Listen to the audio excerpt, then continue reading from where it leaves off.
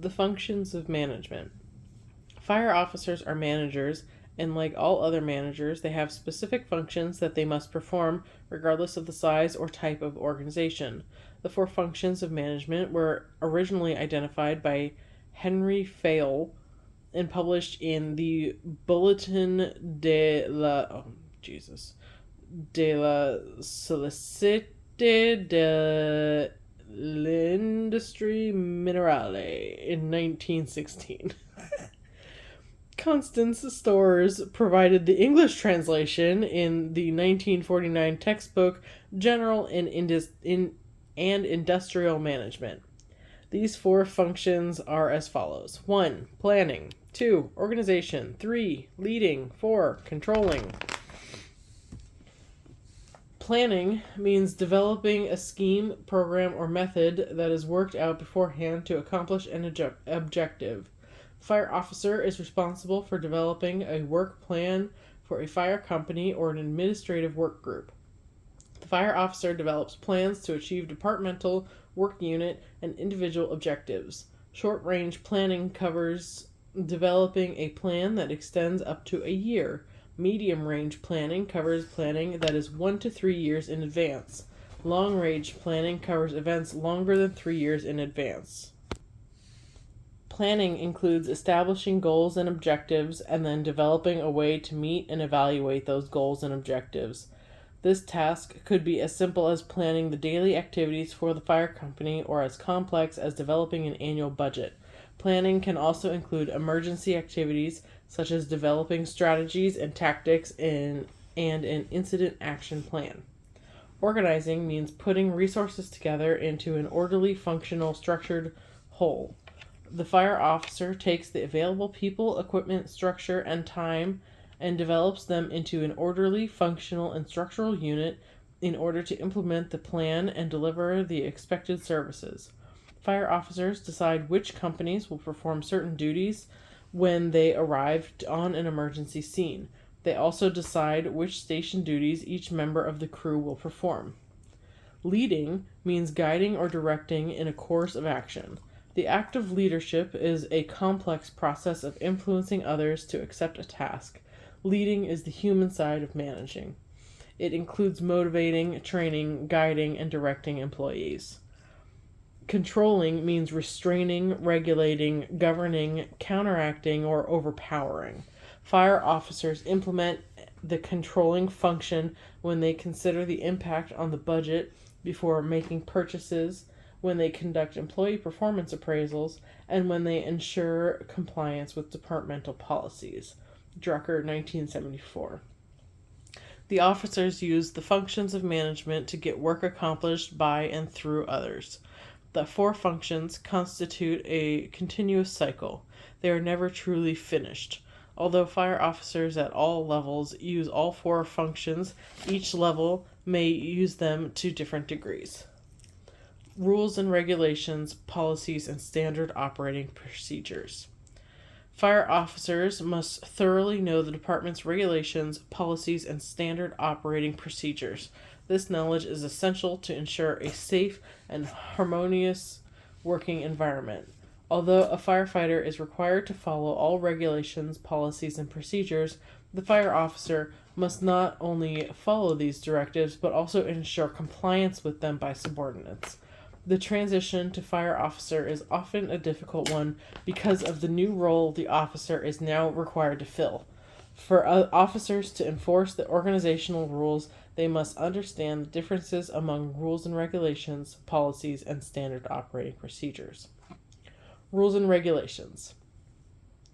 Rules and regulations are developed by various government or government authorized organizations to implement a law that has been passed by a government body.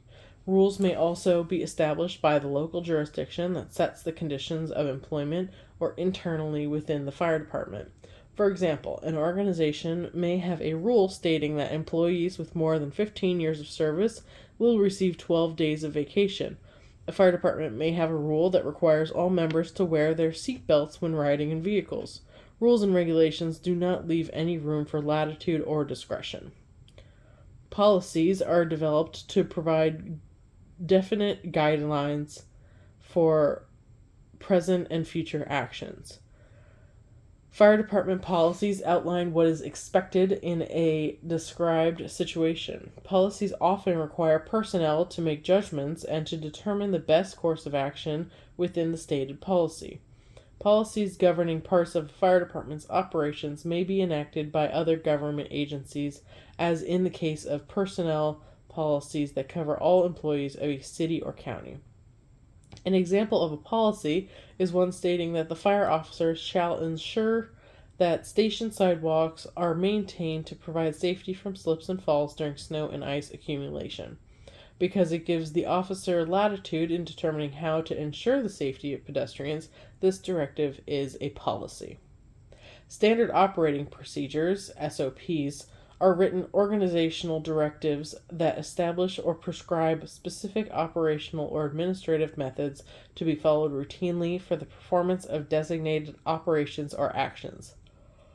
SOPs are developed within the fire department, are approved by the chief of the department, and ensure that all members of the department approach a situation or perform a given task in the same manner. SOPs provide a uniform way to deal with emergency situations, enabling different stations or companies to work together smoothly, even if they have never worked together before.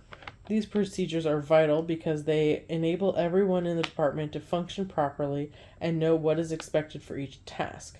Fire officers must learn and frequently review departmental SOPs. An example of an SOP is a statement of the step-by-step procedure to be used whenever vertical ventilation is required. Some fire departments prefer the term suggested or standard operating guidelines, SOGs, instead of SOPs because conditions often require the fire officer to use personal judgment in determining the most appropriate action for a given situation. The term SOG suggests that a specific step-by-step procedure should be used, but it allows the officer to deviate from this procedure if the conditions warrant doing so. The distinction between an SOP and an SOG is very subjective. Griffiths, 2017.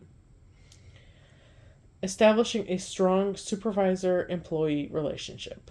The basis for a strong, positive, and effective supervisor-employee relationship is open, honest, and constant communications between the fire officer and the firefighter. Once those communication paths are open and trusted, they will prove beneficial through good times and tough times alike. Some form of agreement, compromise, or answer can be found when the fire officer is open, honest, and constant. Key recommendations that form the foundation of any strong supervisor-employee relationship between a fire officer and a firefighter include the following. 1. Schedule regular one-on-one meetings with each member of your company. Such routine contact establishes a personal connection and trust between the fire officer and each firefighter. During the meeting, discuss job performance and expectations on the part of both people involved. Give guidance and coaching where necessary. 2. Schedule regular meetings with the company as a whole. Use this time to discuss new policies and procedures, any concerns about station procedures, example, checking out apparatus, housekeeping, kitchen duty, and upcoming personnel or policy changes. This is also a good opportunity to obtain feedback and input from the company members. Keeping an open line of communication is critical to an effective supervisor-employee relationship. 3. If a disagreement arises, work together to articulate the concern and to develop possible solutions. When both parties decide together what they want, they are usually successful in attaining a mutually acceptable goal. When only one side decides what they want, the success rate drops off sharply. 4. If the personal and professional relationship between you and a firefighter is rocky from the beginning and both of you have decided to work to improve it, start by listing the areas in which you can succeed together. Set goals and deadlines.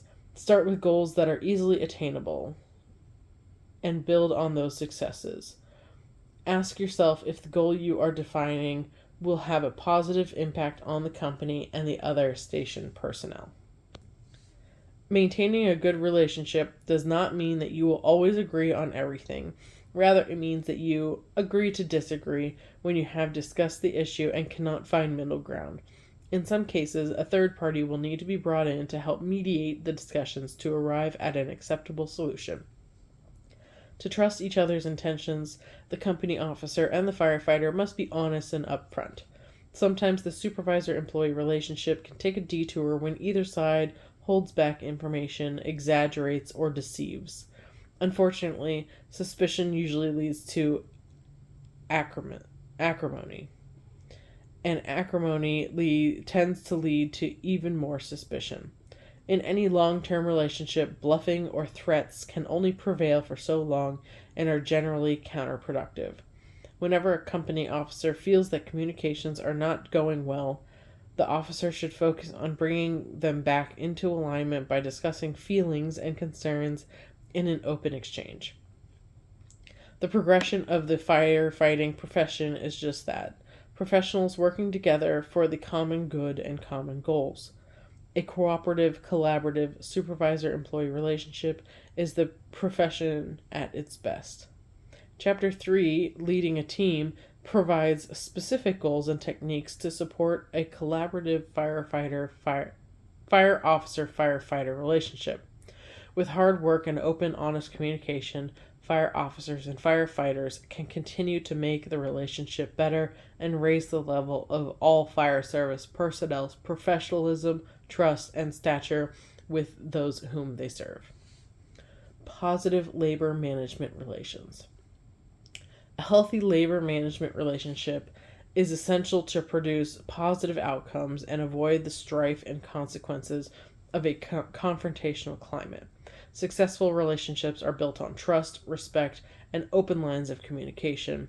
Each side must be willing and able to focus on the mutual benefits of a positive relationship or face the consequences of a negative outcome. The root cause of almost every labor disturbance is a failure to manage the relationship between labor and management properly. The traditional way of thinking was based on the premise that either labor or management must score a victory over the other side to settle every point. A philosophical shift in labor management relationships is moving away from confrontational strategies and toward cooperative relationships, often through mediation. Mediation is the intervention of a neutral third party in an industrial dispute. As with many traditions in the fire service, the ability and the willingness to change were produced by necessity. Tremendous amounts of time, energy, and money can be wasted in the process of two sides trying to overwhelm each other instead of working together. A poor labor management relationship usually produces casualties on both sides. Both fire chiefs and union presidents can lose their positions of power and influence in the aftermath of such conflicts. Positive relationships based on mutual respect and understanding are much more likely to produce positive results. Some fire departments exist merely to meet an internal determination of what makes up the basic requirements for public safety. Others are committed to excellence and continual progress. Most observers agree that the most successful and progressive fire departments put significant effort into managing their labor management relationships instead of engaging in continual confrontations and power struggles. In some instances, management uses the moral ethos of public service as leverage against labor, and vice versa. Public support is usually viewed as vital by both sides because elected officials who represent the public have ultimate control over the economic and policy issues. The International Association of Firefighters. The largest fire service labor organization in the United States, the International Association of Firefighters, IAFF, represents 316,000 firefighters and paramedics in the United States and Canada. IAFF 2019. Figure 1-5 on page 17. The IAFF has provided a century of support and advocacy for its members. This powerful organization has impacted many aspects of a firefighter's job. The IAFF was established on February 28, 1918. The three principal objectives of the IAFF at that time were to obtain pay raises, to establish the 2-platoon or 12-hour workday schedule, and to ensure that appointments and promotions were based on individual merit, not political affiliation. The IAFF is unique among labor organizations in its dominance in representing a profession. In other public service professions, such as law enforcement and education, 2 or more national labor organizations compete to represent the employees. Although the International Brotherhood of Teamsters and the American Federation of State, County, and Municipal Employees also organize firefighters, they represent relatively few fire service personnel and have little influence over the firefighting professional as a whole. Labor advocacy has improved the quality of protective clothing, the safety of firefighting equipment, the content of training programs, response to firefighter addiction and post-traumatic stress disorder, PTSD, and the advanced techniques of emergency incident operations. The generalized process for handling a grievance has also emerged from the labor management relationship. This topic is covered further in Chapter 3, Leading a Team.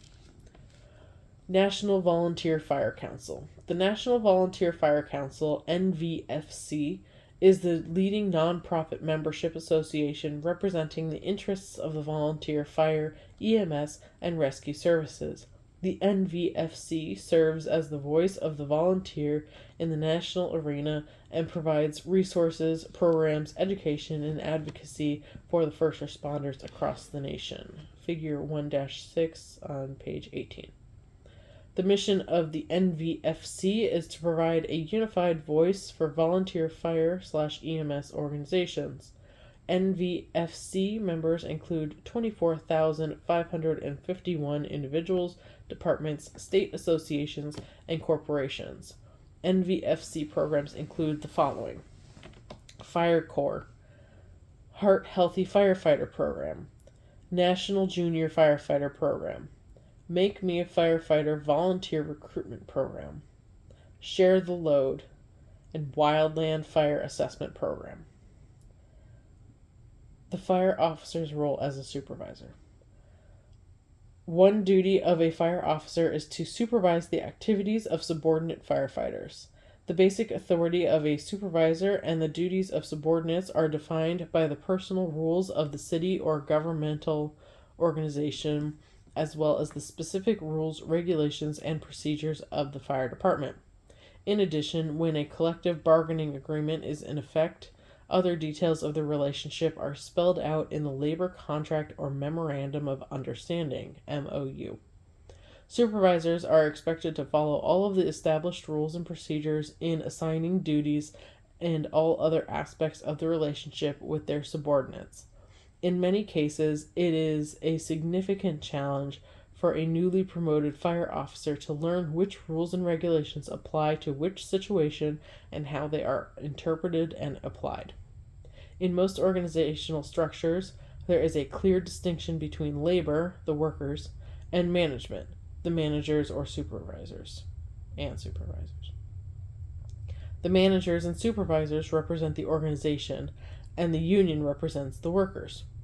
If any doubt or disagreement about the application or interpretation of the contract arises, a process should be in place for labor and management representatives to meet and resolve the problem.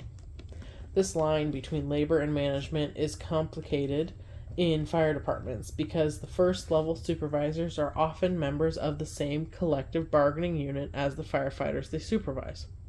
As a consequence, the firefighter's relationship to the organization is often covered by the same contract that the officer has to follow and enforce. The formal line between labor and management is often established at a higher level, such as administrative fire officer. In a few jurisdictions, the supervisory and managing fire officers are members of a labor bargaining unit that is separate from that of the firefighters.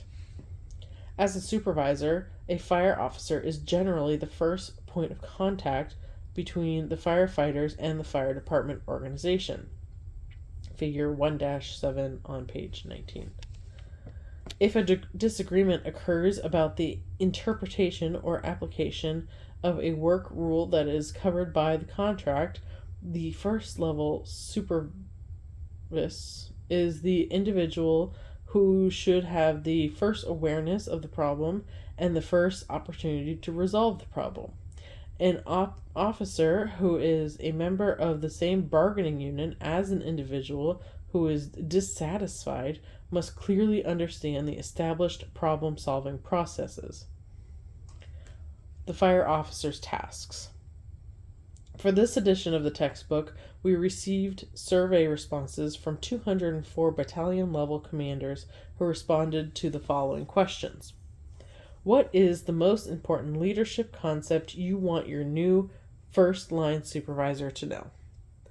What is the second most important leadership concept that you want your new first-line supervisor to know? What leadership activity do you want all of your first-line supervisors to do more of? What leadership activity do you want your first-line supervisors to stop doing? The results fell into 4 task areas: beginning of shift report, notifications, decision-making, and problem-solving. The beginning of shift report. Fire officers should provide a prompt and accurate report at the start of the workday. Figure 1-8 on page 19. This report is provided from each work location to the battalion or district chief within the first quarter hour of reporting time. The format of the report may be electronic, paper, or verbal. Some departments use sophisticated online staffing systems, such as Telestaff, that provide real-time scheduling that conforms to department operational requirements. The chiefs rely on this information to make staffing adjustments at the beginning of the shift. An accurate report is needed to ensure that adequate staffing and equipment are in place and ready for the balance of the shift. Figure 1-9 on page 20. The report provides the on-duty staffing information and sick leave list and identifies any positions that need to be filled for that day. The positions are a priority because someone who worked the previous shift must remain on duty until a relief person shows up to fill any position that remains vacant. The battalion chief moves available staff to cover the vacancies noted on the beginning of shift reports, and any vacancies that remain have to be covered by firefighters working overtime. It takes time to reassign on-duty personnel, call the overtime personnel, and get everyone to their work locations so the holdover personnel can be released. It is maddening when a new fire officer sheepishly calls the administrative fire officer 2 hours into a work shift to report that a firefighter from the previous shift is still on involuntary holdover because someone failed to report the position vacancy on the beginning of shift report. By the time the position is covered, the firefighter on involuntary holdover may have remained on duty for several more hours. In addition, the beginning of shift report notes the location and condition of all the apparatus or rolling stock, such as a reserve pumper that has been loaned to another station or an ambulance at the shop. Finally, the report provides the chief with any must-know information that will require immediate attention. Some reports include anticipated staffing for the next day. This information allows the chief to make assignments in anticipation of the known vacancies in systems that lack an online staffing program. Notifications. The new supervising fire officer must make prompt notifications. This was the second most important issue noted by the administrative fire officers in the previously mentioned survey. Some types of information must be passed up the chain of command quickly. For example, all injury and infectious disease exposure reports must be processed without delay. If a firefighter is exposed to a possible bloodborne pathogen early Saturday morning, the exposure report cannot sit on the fire officer's desk until Monday morning before it gets to the battalion chief. The designated infection control officer must be informed immediately so that he or she can get patient information while it can still be easily obtained. The same priority applies to any information the chief needs to know about when it is current, particularly before someone at a higher level calls to ask about the issue. Many chiefs call this the no surprises rule. Decision making and problem solving. The third and fourth issues cited by the administrative fire officers, decision making and problem solving, are of equal importance. Some chiefs complain that new supervising fire officers hesitate to make decisions. They seem to want the chief to make the hard decisions and to enforce unpopular rules. Chiefs typically want new officers to run their companies and make the decisions that are within their scope of responsibility. Chiefs are available for consultation, but they expect their officers to run the fire stations. Fire officers should not complain about problems without proposing any solutions. They need to think through problems and contribute to solutions. The most valuable proposals from officers will consider the larger picture of how a possible solution would affect the rest of the department. Figure 1-10 on page 21. Example of a typical fire station workday.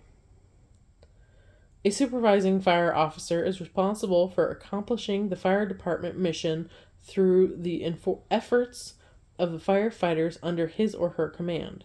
At the company level, facilitating this outcome requires a balance of management and leadership skills. The officer must organize the work and provide the leadership to ensure that work gets done safely and effectively. The fire department has an agency-wide mission that is translated into annual goals. These goals are used to develop annual, quarterly, and monthly objectives for each fire company. The administrative fire officer and the supervising or managing fire officer meet regularly to set these objectives and to review progress toward their achievement. The monthly goals show up as the planned activities on the fire company daily planner. The following is an example of a 24-hour shift in a fire station. The starting point is a schedule that ensures that all of the required tasks are completed in a logical order. The fire officer has to anticipate that emergency incidents will alter the workday and require adjustments in the schedule. 0700, line up and equipment check. Send beginning of shift report to chief. 0800, dust and vacuum all carpeted areas. Empty trash, run dishwasher, sweep all tile floors. 0830, physical training and skill drill. 1100, heavy cleaning while still in physical training clothes. Monday, air out bunk room and rotate mattresses, clean all windows. Tuesday, clean utility rooms and shop area. Wednesday, clean and inventory EMS equipment, self-contained breathing apparatus, SCBA, and decontamination areas. Thursday, move recyclables outside for pickup, clean weight room and lockers. Friday, scrub kitchen and clean out refrigerators. 11:30, scrub bathrooms after firefighters clean up from physical training. Noon, lunch. 13:30, scheduled productivity activity. Example, fire safety inspections, school visits, inside or outside training. 1800, dinner followed by kitchen cleanup, run dishwasher. 1930, individual study time, occasional fire safety inspections, nightclubs, or drills. 2130, remove all trash, tidy up day room, and make final pass through the kitchen. Special station activities. First and third Thursdays of the month, scrub apparatus bay floor and clean windows. Second and fourth Fridays of the month, wax kitchen floor and hallway. January, community CPR and AED training. February, safety officer inspection of facility, apparatus, and personal protective equipment, PPE. March and September, steam clean carpeted areas. April, fire chief's annual inspection of the fire station.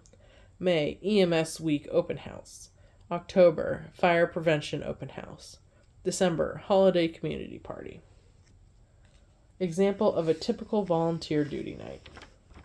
The following example of a volunteer duty night is less detailed than the previous schedule, but incorporates the same essential tasks as a 24-hour shift in a municipal fire department, including equipment maintenance, training, and station maintenance.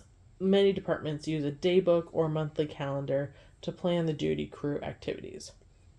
1800, evening duty crew starts. Equipment check. 1900, dinner followed by kitchen cleanup.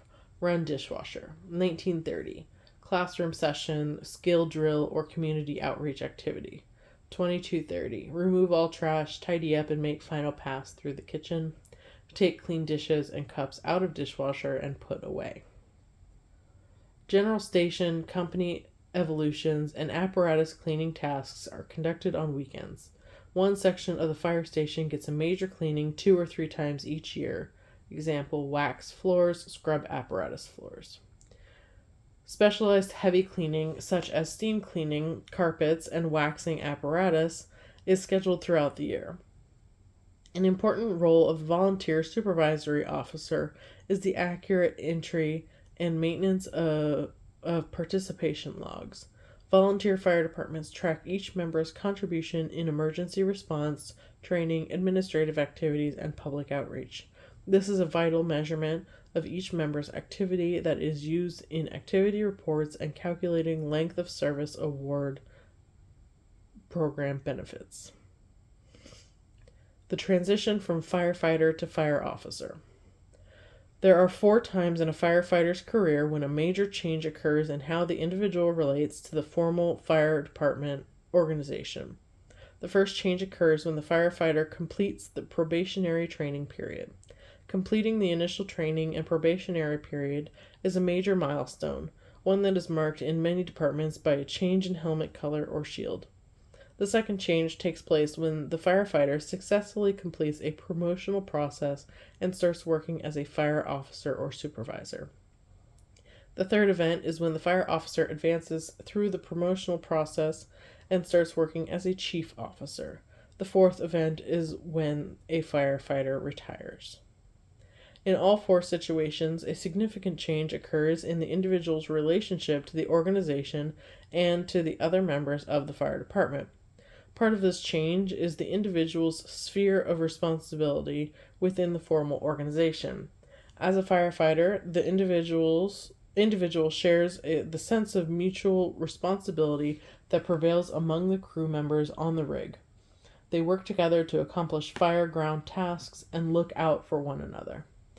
A promotion from firefighter to or driver operator to company level officer is a large step. The company level officer is directly responsible for the supervision, performance, and safety of a crew of firefighters.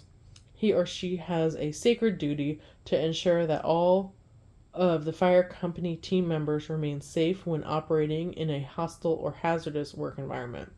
The company level officer functions as a working supervisor, sharing the hazards and work conditions with the fire company team.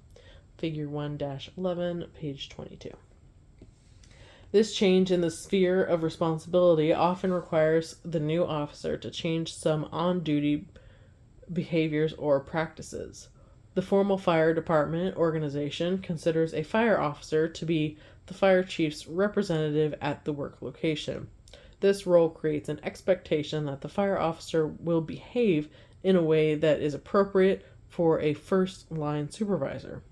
Notably, behavior that was acceptable for a firefighter may be unacceptable for a fire officer. For example, consider a firefighter who is known for developing elaborate practical jokes within the fire station environment. As a new fire officer, this individual would have to consider the impact that being seen as a practical joker would have on his or her ability to function as an effective supervising fire officer. Conversely, the new fire officer needs to consider how to respond to pranks and verbal jabs from firefighters. What may have been an appropriate response from another firefighter may no longer be the best response from an officer. Wearing the fire officer badge enhances the effect and consequences of any action or response. Promotion to a chief officer rank changes the individual's relationship to the organization and the members to an even greater degree. The chief officer has less of a hands-on role than a fire officer of a company. The chief officer is typically directly responsible for several fire companies and must depend on fire officers to provide direct supervision over crews performing fire ground tasks, often in hazardous conditions. In many cases, the chief officer works outside the hazardous area but is still responsible for whatever happens inside the area. The fire officer as supervisor, commander, trainer. In his book, Effective Company Command, Los Angeles County Fire Captain James O. Page divided the fire officer's duties into 3 distinct roles: supervisor, commander, and trainer. Page 1973. Supervisor. In the supervisor role, the fire officer functions as the official representative of the fire chief. That means the fire chief expects that every officer will issue orders and directives and conduct business in a way that meets the chief's objectives. As part of that role, the fire officer is expected to supervise the fire company in a manner consistent with the rules and regulations of the fire department. For example, if all fire companies are expected to spend Tuesday afternoon conducting fire safety inspections in commercial properties, the fire officers are responsible for ensuring that their individual fire stations complete this task. Unpopular orders and directives. On occasion, a fire officer may be required to issue and enforce unpopular orders. Figure 1-12, page 23. Even if the officer disagrees with a particular directive, the formal organization requires and expects the officer to carry out that directive to the best of his or her ability. A fire officer can improve his or her effectiveness in handling an unpopular order by determining the story or history behind the directive, which would enable the fire officer to put the order in perspective. When faced with an unpopular order, the fire officer should express any concerns and objections with his or her supervisor in private. This is the time for the fire officer to discuss suggestions for modifying or reversing the order. Occasionally, special circumstances may make the order difficult to implement, and the supervisor might be able to authorize adjustments. Once the meeting with the officer's supervisor is over, the formal organization expects the officer to enforce the order as issued or amended. Telling the firefighters that their officer does not agree with an order undermines the officer's authority and supervisory ability. The fire chief expects an officer to perform the required supervisory tasks, and the firefighters must understand that the fire officer does not make all the rules or have a choice about which ones to enforce. Enforcing unpopular orders is part of the job. Commander. When operating at the scene of an emergency incident, the fire officer is expected to function as a commander and to exercise strong, direct supervision over the company members. In some cases, the fire officer could be responsible for directing the actions of additional resources, or he or she might function as the initial incident commander. Figure 1-13, page 23. Functioning as the initial incident commander on a major emergency is one of the higher profile roles of a fire officer. The ability to bring order out of the chaos of an emergency incident is an art that requires a well-developed skill set. The fire officer needs to be clear, calm, and concise in the initial radio transmissions. The communication of incident size-up information must be consistent with the organization's requirements and ICS. Developing a command presence is a key part of mastering the art of incident command. Command presence is the ability of an officer to project an image of being in control of the situation. To be a successful leader, the officer must convince others to follow by demonstrating the ability to take charge and make the right things happen. A fire officer who is going to establish command upon arriving at an emergency incident should have a detailed knowledge of the responding companies, a mastery of the local procedures, and the ability to issue clear, direct orders. Firefighters are aggressive, action-oriented people who want to make a difference. It is important that a new fire officer develop a command presence to focus the efforts of this action-oriented team in a constructive direction. Figure 1-14, page 24. Trainer. The fire officer has the responsibility of making sure the firefighters under his or her command are confident and competent in their skills. The company level officer is responsible for the performance level of the fire company and must establish a set of expectations that the company will perform at the highest level possible. Figure 1-15, page 24. In a large department, one fire company may need to have a higher level of specialized skill in one area than in another. For example, a fire company may have a specialty assignment or a co-located specialized unit that the company staffs when it is requested. Technical rescue rigs, decontamination units, foam pumpers, MASH casualty units, and mobile command posts are examples of co-located specialized units. In addition, the fire company's response district may require a higher level of firefighter skill or knowledge. Consider hose handling skills. A fire company in a high-rise district would require different hose handling skills and competencies than those required of a company in a mountainous wildland interfaced area. Although both companies need to demonstrate familiarity with the basics of operating a hose line from a standpipe, the high-rise fire company should have a much higher level of expertise and competence in this skill. Conversely, the mountain fire company usually has a higher level of expertise and competence in rope rescue evolutions. The company level officer plays a key role in developing these competencies within the company. James O. Page made 3 specific recommendations to assist fire officers in this task. Develop a personal training library. Know the neighborhood and use problem-solving scenarios. Page 1973. Developing a personal training library.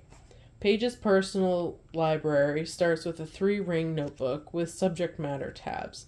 The subject tabs could match the topic headings in NFPA 1001, reflect the recruit school curricula, or represent a personal list of important topics. Every time the fire officer attends a training event, the notes from the session are placed into the 3-ring binder. All related handouts, product information sheets, and other related items are also placed into the 3-ring binder. When the officer is preparing to present a class that covers a specific topic, his or her personal training library is the first stop. Leo D. Stapleton, a retired Boston fire commissioner and authority of 30 years on the line, advocated that officers maintain a personal journal where they record information about the incidents they run and the issues they handle. For working incidents, that would include what was encountered, what was learned, and how to handle it the next time. Stapleton encouraged officers to make these entries as soon as possible after the incident, while the information is vivid in the officer's memory. Stapleton, 1983. Today, a fire officer can create an electronic version of Page's 3-ring binder and Stapleton's journal with the use of a tablet or smartphone. As part of creating this personal electronic library, the fire officer can collect PowerPoint presentations and video clips, download files from the internet, and convert various paper media into Adobe Portable Document format, PDF, files. A digital projector allows all these materials to be used in classroom sessions.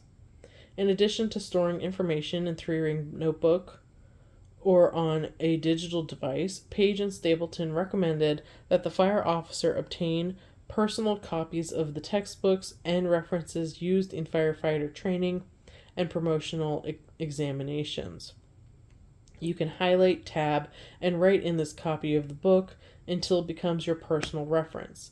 You can write notes in the margins and even note disagreements with the author's statement or point of view to personalize the learning experience. These kinds of annotations are especially valuable when you are reading a book in preparation for a promotional exam. Figure 1-16, page 25. Know the neighborhood. Firefighters should have a detailed knowledge of the environment they protect. That requires going out on inspections to walk through each non-residential structure in the jurisdiction, from the roof through the sub-basement. These walkthroughs reinforce the written pre-incident plan or diagrams. During the walkthrough, with the permission of the facility representative, the fire officer should take pictures to capture significant details. A detailed overhead view of many communities can be obtained from aerial photographs, digital maps, or Google Earth. This aerial view is especially valuable for apartment complexes, business parks, and retail areas. The maps and photos can be used to locate access routes, plan the placement of first alarm apparatus, and identify exposure problems. Knowing the neighborhood may include working with the building owners and occupants to practice incident action plans and procedures. First, officers should strive to establish good working relationships with every building manager or emergency program manager in their response district. Use problem-solving scenarios. The fire officer can help the company members become more skilled and knowledgeable by providing opportunities to use their problem-solving skills. Instead of reading the code regulations to provide training for his company members, Page would present fact-based situations and require them to use the code to solve the problem. This technique forced the firefighters to identify the occupancy use group, identify the issues, look up the applicable regulations, and make decisions.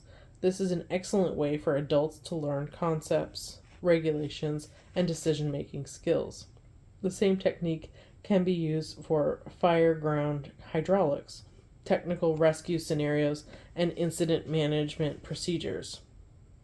In addition, this problem-solving approach can be used in reviews of precedent action plans. The fire officer can construct various emergency incident scenarios for training sessions based on actual buildings and potential situations. Some computer-based fire incident simulators can accept digital pictures taken during walkthrough visits and use them to create customized emergency incident scenarios.